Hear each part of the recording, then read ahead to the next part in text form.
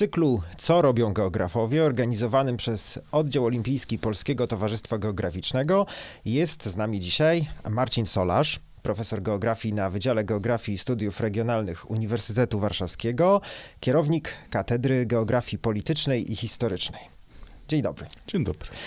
Marcinie, geografię polityczną kojarzy się zwykle z rozpoznawaniem państw na mapach konturowych. Taka klasówka z liceum albo nawet z jakichś początkowych lat studiów, albo ewentualnie z mapami poparcia dla partii politycznych tuż po wyborach, które widzimy w mediach. Ale to nie tylko to.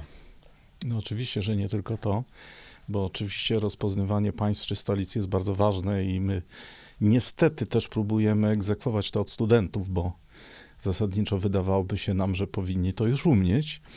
Nie tylko jest to geografia wyborcza, chociaż tak geografowie, bym powiedział, chyba są jeszcze wciąż za słabo obecni. To jest głównie domena socjologów i politologów. No ale również geografia polityczna to jest refleksja nad granicami, nad położeniem, nad polityką międzynarodową. Takim modnym nurtem w tej chwili jest taka polityka czy geografia pamięci, czyli zastanawianie się nad relacjami polityka-przestrzeń w sferze publicznej miast. Ale zasadniczo by można powiedzieć, że biorąc pod uwagę, że wszystko staje się polityczne, to geografia polityczna może obejmować wszystko. No, z tymi granicami jest też tak, że tak jak wspomniałeś, nie chodzi tylko o granice, które istnieją teraz, ale też o te granice, które istniały w przeszłości. Wtedy obraz się dużo bardziej komplikuje. Ty również zajmowałeś się tym rekonstruowaniem historycznych granic, które po dzisiejszym terytorium Polski przebiegają, prawda?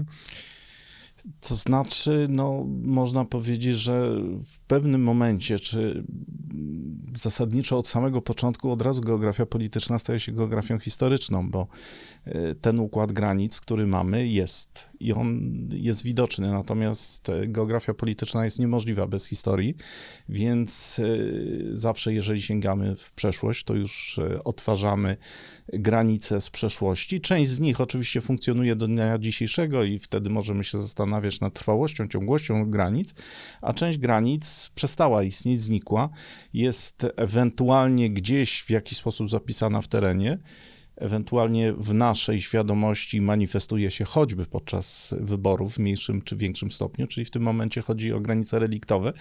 No to są te słynne mapki, na których kluczowy komentarz to jest widać zabory. Tak, to jest kluczowy komentarz, widać zabory. Te zabory czasem widać, czasem nie widać. Oczywiście tak jak patrzę jeszcze na to, jak w Polsce myśli się, czym rozmawia się o tym, widać zabory, to jeszcze u nas plączą się zabory z kwestią zmiany granic po II wojnie światowej, bo w końcu Śląsk czy Pomorze Zachodnie to nie zabory. Natomiast nam się to wszystko ładnie zlewa, ale generalnie staramy się dostrzec zabory, bo to jest chyba coś modnego. Natomiast no, owszem, oprócz, prawda, patrzenia na te granice reliktowe w kontekście wyborczym, no to ja też osobiście przyglądałem się tym granicom historycznym, które biegły w przeszłości, bo to choćby było potrzebne do atlasu, a teraz choćby ze studentami szukaliśmy granic reliktowych na Spiszu. Należy dodać, że nie w polskim Spiszu, nie na polskim Spiszu, tylko na słowackim Spiszu, czyli na węgierskim Spiszu, gdzie funkcjonował od XV wieku do XVIII wieku zastaw spiski, czyli inaczej mówiąc starostwo spiskie. No i tam próbowaliśmy znaleźć te granice reliktowe w terenie, czy coś zostało z nich. I zostało? No to jest dobre pytanie, bo ja bym powiedział tak, że chodziliśmy wzdłuż granic. Przynajmniej tak, jak nam się wydawało na podstawie nałożenia dawnych map na współczesną mapę. Znaleźliśmy różne słupki. W pewnym momencie nam się mieniło w oczach już od kopców granicznych. Natomiast słupki generalnie były z okresu późniejszego, natomiast tu jest taka historia może ciekawa, związana z Nową Wsią Spiską, która też wchodziła w skład zestawu. Mianowicie tam nawiązaliśmy taką współpracę z panem Mirosławem Sztefikiem, który pracuje w tym muzeum i zajmuje się, no generalnie mówiąc, historią Spisza. No i on stwierdził, że nas zabierze do Sanssouci. Tam kiedyś, to nie do Berlina, do Pałacu Fryderyka Wielkiego, tylko to był taki kompleks pałacowy, który funkcjonował między Lewoczą a Nową Spiską Wsią. Z niego nic nie zostało, to jest kwestia, no, historii też II wojny światowej. Natomiast on w pewnym momencie powiedział, że zabierze nas na grzbiet, gdzie jest kopiec i gdzie stał słupek. I to jest dokładnie granica między Nową Wsią Spiską a sąsiednią miejscowością, czyli to jest granica zastawu. Przy czym słupek ktoś ukradł. Natomiast pobłądził w lesie i wyszedł nie na tą polanę, co powinien, i okazało się, że słupek leży obok krzaków. W związku z tym mogliśmy zabrać ten słupek i postawić go na tym kopcu. Także odtworzyliście historyczną można powiedzieć, że otworzyliśmy z jednej strony granicę, no właśnie, z jednej strony otworzyliśmy granicę w jakimś sensie reliktową, bo przecież ten zastaw nie istnieje, natomiast z drugiej strony, no, to po prostu wstawiliśmy słupek graniczny tam, gdzie jest granica między Nową Spiską Wsią a tą sąsiednią miejscowością. No właśnie, bo to jest przykład tego, że geograf polityczny również pracuje w terenie, że to nie jest tylko domena geografii fizycznej, ten kontakt z terenem, że te granice, które widzimy na mapach, widoczne są również w terenie, widoczne są również w tym, jak ludzie się zachowują. Wspomniałeś o atlasie. To wyjaśnijmy dokładniej, że mowa o atlasie geografii politycznej Polski, który miał już 2 wydania, którego byłeś redaktorem. Powiedz, masz ulubioną mapę w tym atlasie? To znaczy, zanim do tego dojdę, ja bym tylko, jeżeli mogę oczywiście, odniósł się do tego, co powiedziałeś na końcu, że geograf polityczny też pracuje w terenie. Ja bym powiedział, że też geograf historyczny, tak jak mówiłem wcześniej, to się wiąże ze sobą. Wiele lat temu, ja nie pamiętam ile, ale to kilkadziesiąt lat temu, Władysław Semkowicz, czyli wybitny polski historyk, zresztą współpracujący z profesorem Eugeniuszem Romerem, który, jak wiadomo, wielkim geografem był, i profesor Semkowicz też brał udział w kreśleniu tego geograficzno-statystycznego Atlasu Polski 1916 roku, przynajmniej jedną mapę zrobił do niego. On przygotował taki tekst dotyczący geografii historycznej i tam zastanawiał się, jakie są różnice między geografią i historią. No i on powiedział w ten sposób, że różnice dotyczą metody i przedmiotu badań. Zapomniał jeszcze o języku, bo jeszcze geografia ma swój własny język, który jest dosyć ważny w tym wszystkim. Jeżeli chodzi o metodę, powiedział w ten sposób, że geografia i historia dawniej opierały się na takiej samej metodzie. Historycy badają to, czego nie widzieli, przeważnie, a geografowie dawniej oglądali to, czego nie widzieli na oczy. No i pisze on dalej, to się zmieniło, bo geograf musi wyjść w teren, dotknąć. I ja myślę, że to też jest wartościowe, jeżeli chodzi o geografię polityczną i historyczną. Oczywiście są różne aspekty, bo powiedzmy, jeżeli badasz granicę, to zdecydowanie bardziej niż na przykład, nie wiem, jakieś relacje międzynarodowe, no to tak trudniej trochę wyjść w teren i zobaczyć. W geografii wyborczej pewno też nie zawsze, ale czasem jak jest jakieś dziwne wyniki głosowania w jakiejś gminie, to może warto pojechać i zobaczyć, co tam się dzieje. Semkowicz dodał jeszcze różnicę w przedmiocie, bo według niego historia zajmuje się, tu użył takiego bardzo ładnego sformułowania, wielkim dramatem ludzkości, a geografia według niego tylko sceną. Natomiast ja bym chyba powiedział, że nie do końca, bo geografia polityczna czy historyczna też też w jakimś stopniu zajmuje się wielkim dramatem ludzkości i tutaj to rozróżnienie, z pomocą takiego rozróżnienia chyba przychodzi ta rzecz, o której zapomniał, język.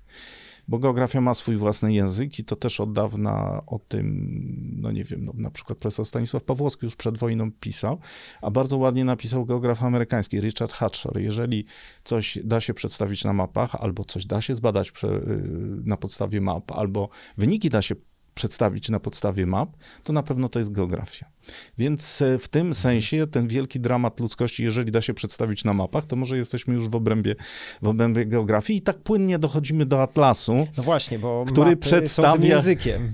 Tak, są językiem i atlas oczywiście przedstawia też scenę, na której rozgrywa się wielki dramat ludzkości, bo tam są, nie wiem, na przykład jakieś uwarunkowania takie geograficzno-fizyczne, nie wiem, sytuacji politycznej Polski, czyli to jest powiedzmy scena, ale myślę, że wiele tych map, które są tam zaprezentowane, przedstawiają wielki dramat ludzkości, cytując Semkowicza. Dość powiem taki przykład, przy czym nie powiem, że to jest moja ulubiona mapa, bo to chyba, nie wiem, trudno by było mi powiedzieć w ten sposób. No na przykład tam był taki pomysł, żeby historię Polski Davisa przedstawić na mapie. No, ja już nie pamiętam, ta książka Davisa ma, bo ja wiem, 300 stron mniej więcej. Nam się udało to zrobić chyba na 2 mapach. Czyli na pewno też jest oszczędność w jakimś sensie. Także wiesz, jeżeli ty mnie się pytasz o ulubioną mapę, to chyba nie. Ja bym powiedział, że niektóre mapy wymagały więcej pracy, niektóre wymagały mniej pracy.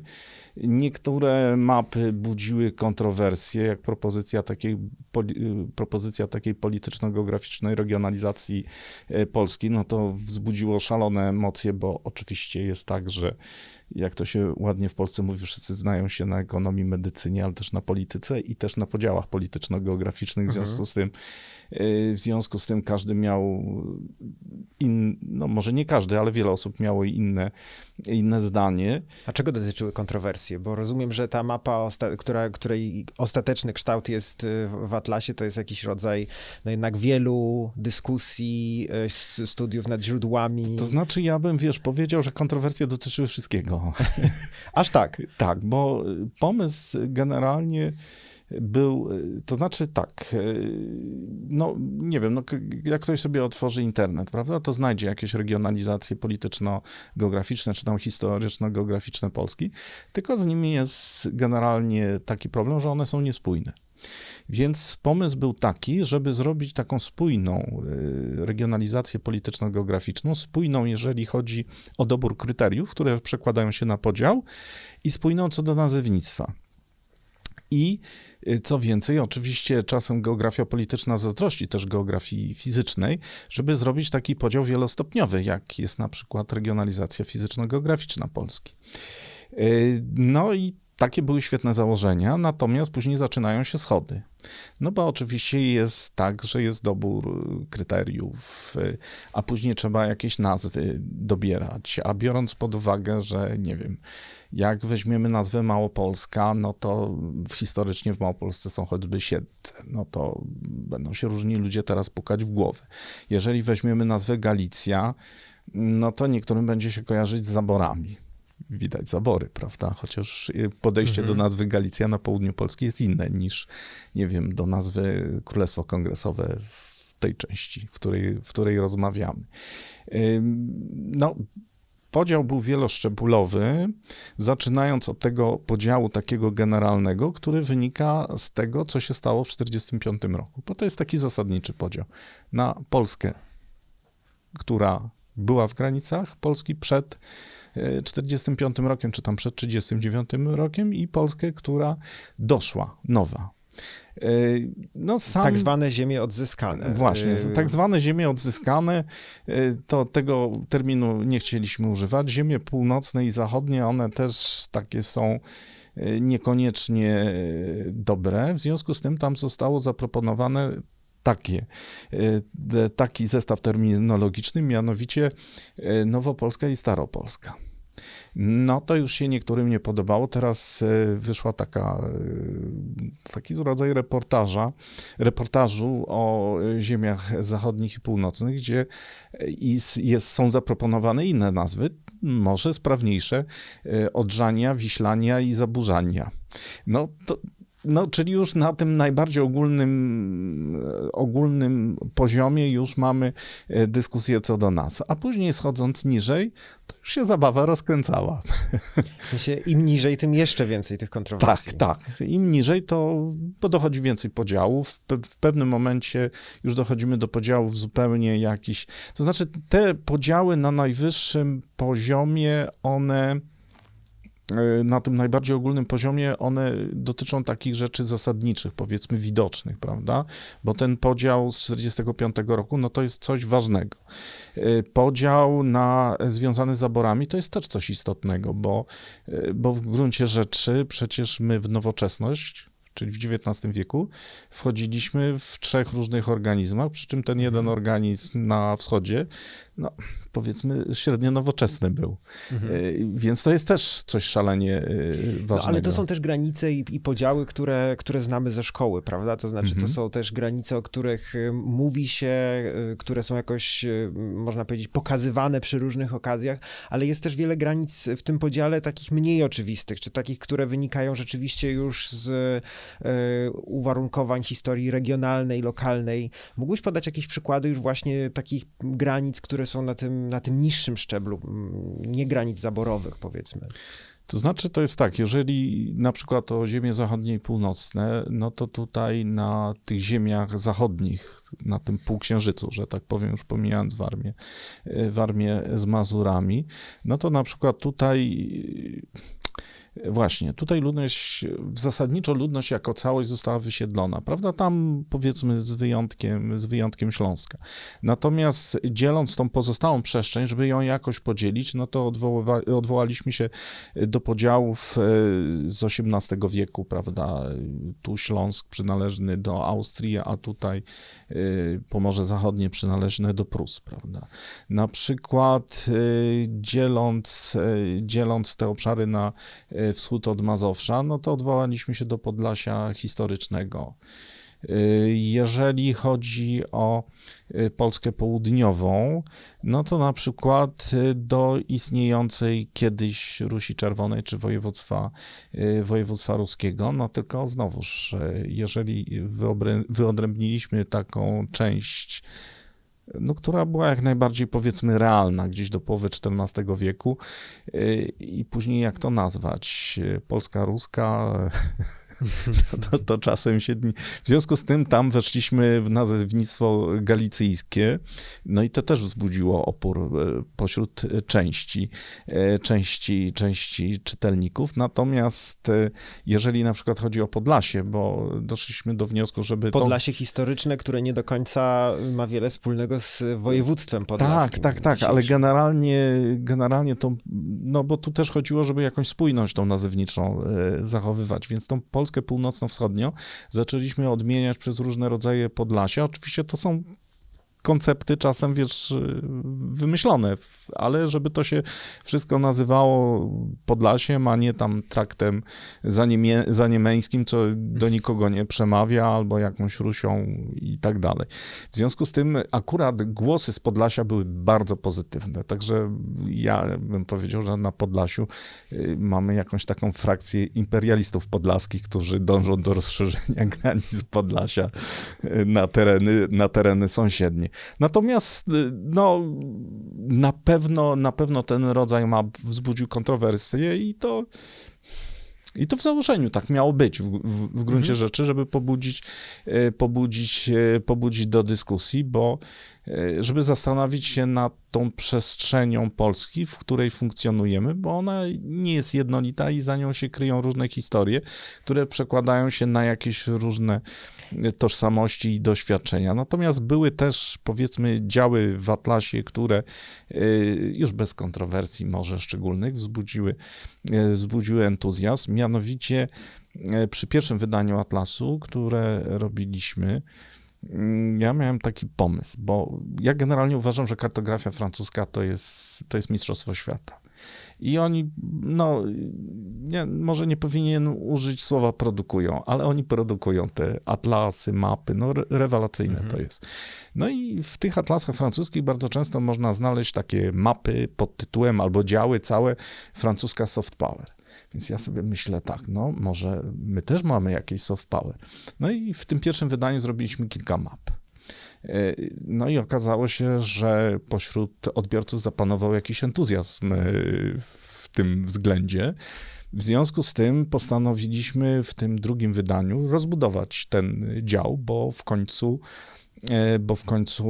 społeczeństwo się domaga, więc trzeba wychodzić I co jest na tych mapach soft power? No, bardzo różne rzeczy. Ja bym powiedział, no bo to jest tak, najczęstsze tłumaczenia, nie wiem, polscy misjonarze, pielgrzymki Jana Pawła II, no bardzo różne generalne rzeczy, plenery filmów zagranicznych w Polsce, no bardzo różne rzeczy. Ja bym powiedział tak, że chyba może najwięcej zamieszania zrobiła taka mapa, która miała być nie do końca w Atlasie, ale to było tak, że my pracując nad tym Atlasem, bo to oprócz tego, że to był projekt atlasowy, to jeszcze był to taki projekt edukacyjno-medialny, bo tak sobie fundator zażyczył, żeby oprócz tego, że robimy atlas, to oprócz tego powinniśmy prowadzić jeszcze program edukacyjny i oczywiście w mediach społecznościowych być bardzo aktywnymi i tak dalej. No dobra. W związku z tym, jeżeli chodzi o media społecznościowe, to wyglądało w ten sposób, że mniej więcej co 4 miesiące planowaliśmy posty, tam miały być mapa tygodnia, mapa miesiąca i w ogóle i wszystko i tak dalej. No i to tak planowaliśmy, co będzie na przełomie roku. No i no, mam to przed oczyma, tą powiedzmy dyskusję, że jeden ze współautorów Atlasu, Marcin Wereszczyński, mówi, a to zrobiłem tak hobbystycznie mapę Wiedźmina. No to ja sobie myślę, no to dlaczego nie? No bo to tak około 1 stycznia, ludzie mają wolne, to wrzucimy i zobaczymy. No i wtedy się zaczęło. Jeżeli bym powiedział, że poziom zainteresowania, tam odsłoń mieliśmy, no tak lekko rosnący, to wtedy mieliśmy taki pik. Ta mapa trafiła do Atlasu troszeczkę w innej wersji. Trafiła jako mapa polityczna świata Wiedźmina i tam oczywiście też daliśmy taką mapę, żeby cośkolwiek było jednak może prościej i bezpośrednio bardziej nawiązywało do soft power. To jest kwestia popularności serialu na Netflixie, gdzie, w których krajach i tak dalej. Natomiast ja bym powiedział, to się stało do tego stopnia popularne, no nie wiem, czy tą anegdotę mogę opowiedzieć, ale w pewnym momencie miałem telefon z biura promocji naszego uniwersytetu i było pytanie, czy ja mogę porozmawiać o Atlasie Wiedźmina. No ja powiedziałem, że nie mogę, bo takiego atlasu nie ma. Może to jest pomysł na następny projekt. Może. Wtedy geografia polityczna i historyczna będzie wykraczać poza to, co jest tu i teraz, co jest realne. Wiesz, ja wchodząc ci w słowo, to znaczy to jest tak, że no każda nauka, powiedzmy, chce objaśniać tą rzeczywistość, w której żyjemy. No i no przynajmniej geografia polityczna no też sięga w przeszłość, bo bez tego nie da się wyjaśniać rzeczywistości, ale oczywiście chyba w wypadku większości nauk jest taka ambicja, żeby sięgnąć w przyszłość, żeby zobaczyć, co będzie, prawda? No i tutaj no ja jestem w stanie sobie wyobrazić, co więcej, były takie prace, w ramach których rysowano takie mapy kontrfaktyczne. Jak jest historia kontrfaktyczna, co by było gdyby, no to też można narysować, co by było gdyby, jakby się inaczej dogadano. I co więcej, w tym naszym atlasie, w tym drugim wydaniu jest taka seria map zrobiona przez Jarosława Atalachę, dotycząca możliwego wyglądu polskich granic po 1945 roku. To znaczy, to jest tak, że to są generalnie jakie koncepcje w czasie wojny się pojawiały, jak te granice mogły wyglądać. Gdyby dogadano się w tej sprawie inaczej. Albo tak, gdyby historia potoczyła się inaczej, prawda? Natomiast potoczyła się tak, jak potoczyła i to wygląda, jak wygląda, ale scenariusze były różne na stole, prawda? No właśnie i jeszcze zostając jednak przy historii takiej, która się wydarzyła faktycznie, inny wątek twoich badań, projekty, w które teraz jesteś zaangażowany, dotyczy takiej historii, którą byśmy często nazwali regionalną albo lokalną, to znaczy mam na myśli tutaj twój projekt dotyczący głuchoniemców. Chciałem jeszcze chwilę o tym porozmawiać. Powiedzmy najpierw, kim są głuchoniemcy? No właśnie, bo to jest dobre pytanie, bo jeżeli zadajesz to pytanie, to są dwie reakcje. Może teraz jest już inaczej po tych kilku latach realizacji tego projektu, ale powiedzmy te kilka lat temu to niektórym myliło się to z osobami głuchoniemymi. Natomiast niektórzy szybko sprawdzali w Wikipedii, o co chodzi. Natomiast Wikipedia ma to do siebie, że w dalszym ciągu ona trochę zafałszowuje rzeczywistość. Generalnie tak, jeżeli mówimy o głuchoniemcach, to mówimy o polskiej grupie kulturowej. To trzeba powiedzieć od razu sobie, bo to jest mnóstwo nieporozumień wokół tego, czyli nie mówimy o mniejszości niemieckiej w Polsce, tylko o polskiej grupie kulturowej, która powstała ze zmieszania trzech grup osadników. Pierwsza grupa to są faktycznie Niemcy etniczni, druga grupa to są zachodni Słowianie pochodzący z tego, co się nazywa się Germania Slawika, czyli Germanią słowiańską, czy jak polscy autorzy chcą słowiańszczyzną germańską, czyli to jest obszar, który był zamieszkiwany przez Słowian zachodnich, ale który został w dużym stopniu zgermanizowany już w średniowieczu, czyli tutaj chodzi o Turyngię, Łużyce, Połabie, Śląsk, prawda, fragmenty Czech. No i do tego oczywiście dochodzą Polacy, czyli mamy trzy elementy, które są konieczne, ale żaden z nich nie jest wystarczający, żeby mówić o głuchoniemcach, więc to mamy taki, jak to się ładnie w Stanach mówi, melting pot, gdzie musimy każdy z tych elementów wrzucić i zamieszać. I zlokalizować jeszcze na mapie. Tak, i właśnie, i przechodzimy teraz do lokalizacji, bo generalnie historia tej społeczności zaczyna się w połowie wieku XIV. I wiąże się oczywiście z geografią czy z historią polityczną, bo w połowie wieku XIV, w latach 40. XIV wieku sytuację mamy taką, że Kazimierz Wielki przyłącza do Polski Ruś Czerwoną. Na granicy Polski, czy tam Małopolski i Rusi Czerwonej sytuacja wygląda w ten sposób, mniej więcej tak wzdłuż Wisłoki, tak z grubsza, bo oczywiście to jest inna sprawa, na ile my wiemy, gdzie biegły granice w średniowieczu, prawda? Tu bym powiedział anegdotycznie, robiąc dygresję, że jeden z kartografów, rysując granicę na Śląsku w średniowieczu, stwierdził, że się poddaje. Nie mieliśmy dokładnych map. Nie mieliśmy wtedy dokładnych map.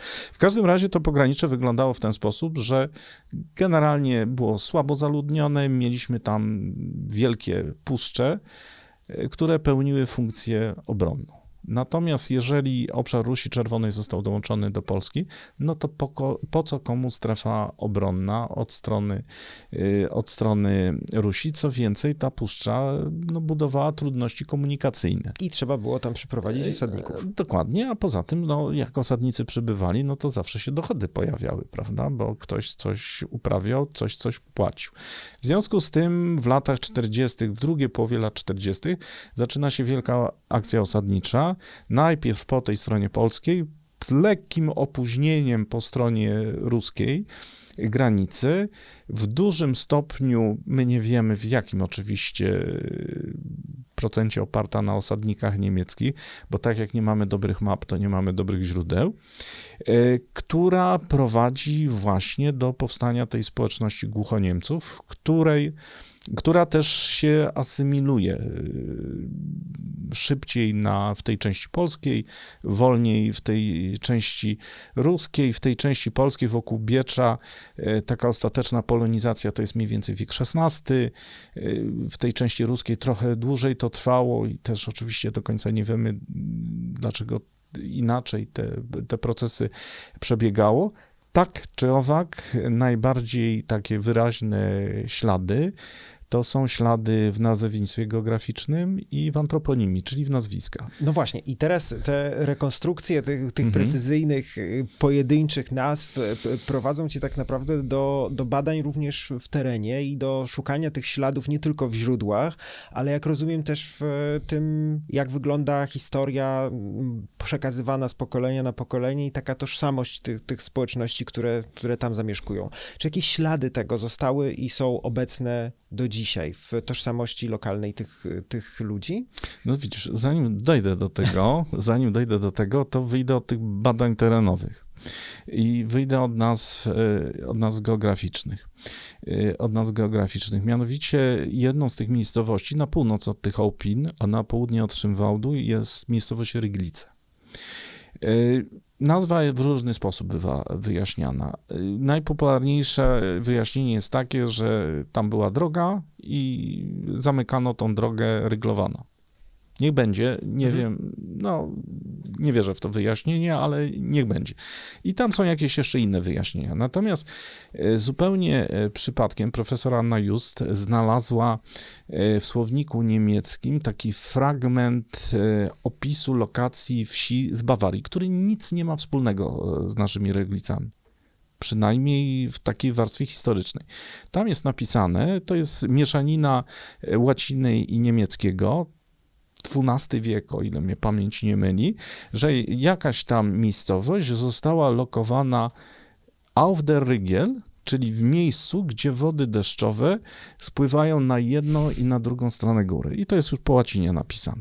I teraz tak, jeżeli jest się w Ryglicach, stanie się na rynku, albo jeszcze lepiej popatrzy się na mapę, albo na zdjęcie lotnicze, to można zobaczyć, że to centrum osadnicze Ryglic, gdzie jest rynek, gdzie jest kościół, to jest dokładnie posadowione jest auf der Rygiel, czyli w miejscu, czyli na takiej ostrodze, na dziale wodnym, gdzie wody te deszczowe rozpływają się w jedną i w drugą stronę. I to jest, można powiedzieć, jakieś uwiarygodnienie tej etymologii, ja bym nawet powiedział w ten sposób, że to uwiarygodnienie tak dobrze brzmi, że aż by się chciało, żeby było prawdziwe. Ale czy tak jest, to tego nie wiadomo. Natomiast idąc dalej, na ile ta świadomość jest pośród ludzi, to znaczy tutaj znowu dochodzimy do złożonej historii polsko-niemieckiej, dlatego że to znaczy tak, głuchoniemcy to są generalnie ludzie, którzy mają pochodzenie chłopskie, ewentualnie małomiasteczkowe. W związku z tym w wieku XIX oni przede wszystkim określali się jako bez jakiejś konotacji narodowościowej. Miejscowi, tutejsi. Jako miejscowi, tutejści, cesarscy. W wieku XIX istniała szansa na Oni oczywiście posługiwali się językiem polskim, chodzili do kościoła katolickiego, co jest o tyle ważne, że na przykład w Niemczech od razu się pytają, czy to są aby protestanci, prawda? Natomiast nie było tutaj, powiedzmy, jakiejś większej różnicy między nimi a sąsiadami. Natomiast w wieku XIX istniała szansa, żeby wytworzyła się jakaś tożsamość lokalna pod tytułem My Głuchoniemcy, bo słownik geograficzny Królestwa Polskiego i innych krajów słowiańskich miał hasło Głuchoniemcy. I tam w jakichś innych hasłach też niekonsekwentnie, ale to taki jest to ten słownik, podawał tą nazwę. Jeżeli sięgniemy do Wincentego Pola, Wincenty Pol pisał o Głuchoniemcach. No i to można mnożyć. Są podręczniki ludowe, do szkół ludowych, które trafiały pod strzechy, gdzie jedną z ugrupowań etnograficznych ludu polskiego byli Głuchoniemcy. Podręczniki dla nauczycieli, z których uczono nauczycieli, mówią o Głuchoniemcach. Więc tych śladów jest sporo. Nie przesadzałbym, bo sporo to jest kwestia względna. Nie ma ich, ja bym powiedział, nie ma ich dużo, ale są wpływowe. Więc istniała szansa, żeby na tej bazie coś było budowane. Natomiast koniec wieku XIX, czy tam druga połowa wieku XIX przynosi, prawda, rozwój nacjonalizmów, idei narodowej, szowinizmu. Relacje polsko-niemieckie robią się coraz trudniejsze. I wtedy to określenie powoli znika. Tak, ja bym powiedział, że polska etnografia i polska geografia stanęły na wysokości zadania i wyplewiły tą grządkę z Głuchoniemcami, wyplewiły, bym powiedział, do ziemi, bo są w latach 30. wymyślone 2 terminy. Rzeszowiacy, to chyba nawet w latach 20. i Pogórzanie, które zastępują Głuchoniemców. No i później dochodzi jeszcze II wojna światowa, która na wszelkich badaniach też nad Głuchoniemcami jednak kładzie się takim długim cieniem, bo Niemcy mieli jednak swoją koncepcję. Mieli na przykład listy nazwisk, jeździli po wsi, kogo by tu zwerbować, ale im się akurat w tej części Polski nie udało. No i dochodzi jeszcze Polska Ludowa, która no, z relacji polsko-niemieckich uczyniła. No właśnie, tu dochodzimy do wątku geograficzno-politycznego, czy politycznego w ogóle, taki oręż, bym powiedział, budowania spójności narodowej, prawda, ziemi odzyskanej i tak dalej. No więc jak rozumiem, zmierzasz do tego, że zajmujesz się tym, co jest bardzo mocno zagrzebane, przykryte wieloma warstwami. Tak, bo to przykrył taki rumorz historii, natomiast to w pewnym momencie zaczęło się zmieniać, bo po 1989 roku ludzie zaczęli zadawać sobie pytania o przeszłość. No właśnie, to jest ciekawy wątek, który wiąże się też z tym, dlaczego ty akurat się zajmujesz tym tematem. No bo ja bym powiedział tak, bo reprezentuję Głuchoniemców swoją... Pochodzisz z tamtych, tak, czy twoja rodzina pochodzi z tamtej okolicy? No, moja rodzina pochodzi z tamtych terenów i no, z jednej z tych konkretnych wsi, no to ja wiem, że tam od końca wieku XVII, natomiast z tej całej ziemi bieckiej prawdopodobnie od wieku XIV, bo właśnie tutaj z 2 też współautorami, którzy pracują ze mną na wydziale w katedrze, czyli z dr Martą Raczyńską-Kruk i doktorem Piotrem Kołpakiem. Teraz opublikowaliśmy taką książkę Na chłopski rozum. To jest książka dosyć szczególna, bo to jest połączenie edycji akt sądowych wsi Ołpiny z takim wstępem. I na ten wstęp składają się 3 teksty. Tekst Marty, który jest tekstem antropologicznym, tekst Piotra, który jest tekstem historycznym i mój tekst, który jest nie wiadomo jakim tekstem, bo on wychodzi od geografii, natomiast Marta powiedziała i mi zaproponowała, żebym zrobił coś, co jest bardzo modne w tej chwili, autoetnograficzny tekst, więc to jest jakieś takie połączenie. W każdym razie, no właśnie w tym tekście to nie tylko mierzę się z geografią Ołpin, że wieś łańcuchowa, bo choćby ta wieś łańcuchowa jest też taką pozostałością w przestrzeni tego osadnictwa niemieckiego średniowiecznego, ale też przez pryzmat tych akt sądowych z własną rodziną. No na szczęście oni się tak w miarę dobrze zachowywali. Nie było jakichś grubszych skandali. Niektórzy mają większe na sumieniu, ale to była taka niezwykła praca, taka detektywistyczna, bo tu właśnie jakbyś mnie się spytał, czy ja mam ulubione historie. No to ta księga sądowa ona właśnie dostarcza takiej niezwykle ciekawych historii, bo masz historie, które nie są osadzone, one nie są do końca osadzone w czasie, w którym się zdarzyły, bo na przykład wiesz, że coś się zdarzyło w wieku XVIII, ale dokładnie nie potrafisz tego umiejscowić w czasie, bo często nie ma dat. Co więcej, nie wiesz, jakie są powiązania między ludźmi, i nie wiesz, jakie powiązania są tych ludzi ze współczesnością. Tam na południu, na tych tak zwanych Głuchoniemcach jest to o tyle łatwe, że mamy, i tu znowu pojawia się wątek taki geograficzno-historyczny, mamy ciągłość osadnictwa. Więc raczej jak ktoś się w XVI wieku nazywał się Mikrut, to on się dalej nazywa Mikrut i to raczej jest ta sama familia, jeżeli ona istnieje w tej samej wiosce lub w okolicy. I ja mam tam takie dwie historie. Dwie historie, które ich rozplątywanie zabrało były trochę... zagadką na długie jesienne wieczory. No, prawie zimowe, dokładnie rzecz biorąc. Jedna historia to jest taka, że to jest druga połowa wieku XVIII. Dochodzi do jakiejś gigantycznej awantury przy Grzeg w Karty. Tam bierze w niej udział kilkanaście osób. I teraz, to znaczy tak, śledztwo nie ustaliło dlaczego. bo wzmianki są na tyle, wzmianki tylko mówi o tym, kto brał udział i jak został ukarany. Natomiast udało mi się powiązać te osoby, podzielić je na dwie grupy, kto tu bił się z kim i jakie są mniej więcej ich związki z teraźniejszością. To znaczy wychodzi, że po tych upływie 200 lat to ja jestem spokrewniony z jedną i z drugą grupą,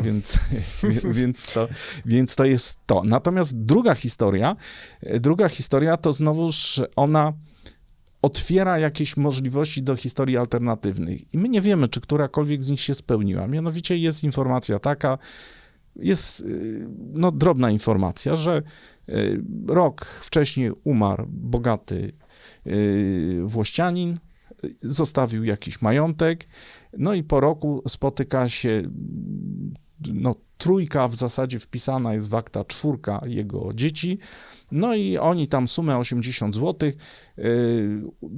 która była przekazana na dwóch najmłodszych synów, podzielona po połowie, decydują, że ta cała suma ma pójść na jednego z nich. No i teraz, jeżeli masz taką sytuację, to znaczy, chyba w momencie śmierci tego ojca to ten żył, prawda? A teraz, skoro oni tak decydują, to znaczy, że nie żyje. No to takie by było proste wyjaśnienie. Natomiast wyjaśnienie robi się ciekawsze, bo też w tych aktach wsi Opiny były listy rekrutów, którzy trafili do armii austriackiej, bo to była wówczas część Austrii, i poszli na front włoski. To jest znakomita też geografia historyczna, bo oni w tych listach oczywiście piszą tak jak dzieci z kolonii, kochani rodzice, przyślijcie pieniądze, bo tak ta armia funkcjonowała wtedy, ale też odtwarzają te swoje itinereria.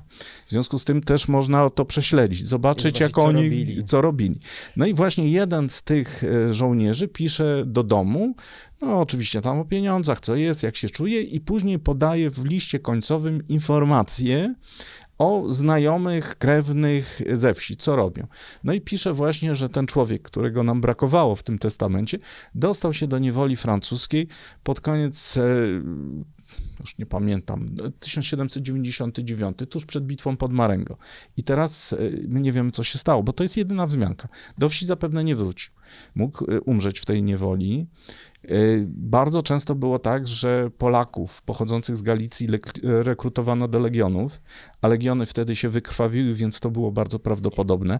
A jeżeli trafił, to mógł zginąć albo mógł trafić na Haiti. I tego, co się z nim zdarzyło, nie potrafiliście tego już nie wiemy. Tego już nie wiemy. I tutaj dojdę tylko, bo tak zacząłem o tym mówić i później poszedłem w inną stronę i ci, którzy nas słuchają, dodają wniosku, że zapomniałem, co miałem powiedzieć na początku. Mianowicie jeden z recenzentów tej książki napisał, i to jest często taka, jest to taki wątek obecny w takiej rekonstruowaniu historii. On napisał tak, że hipotezy śmiałe, wnioskowanie koronkowe, ale nie pozbawione prawdopodobieństwa historycznego.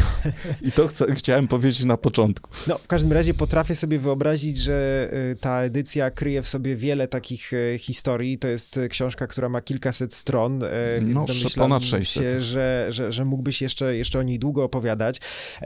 W każdym razie ta historia też pokazuje dobrze, że ten wątek, skąd jesteśmy, jest nie tylko ciekawym przedmiotem badań geografii historycznej, ale również może mieć wymiar osobisty, tak jak dla ciebie historia związana z Głuchoniemcami.